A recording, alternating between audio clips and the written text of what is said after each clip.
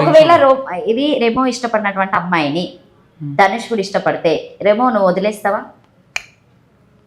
వదిలేవా అస్సలు?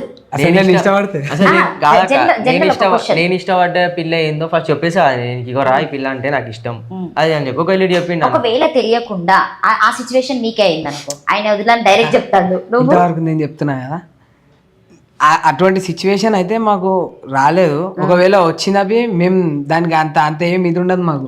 వీడు ఒకవేళ ఒక పిల్ల ఇప్పుడు లవ్ చేస్తున్నా అనుకో, సపోజ్ నేను ఆ పిల్ల దగ్గర పోనీ ఒక పిల్ల నాతో మాట్లాడుతున్నా అనుకో, వీడు కూడా దాన్ని తెలియదు.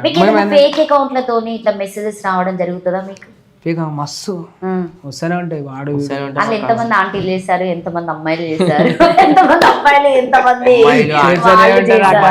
వాళ్ళందరూ చేస్తూనే ఉంటారు. నాకు మస్తు మంది చేశారు, కానీ నేను ఓల్కి రిప్లై అయ్యా ఇస్తా.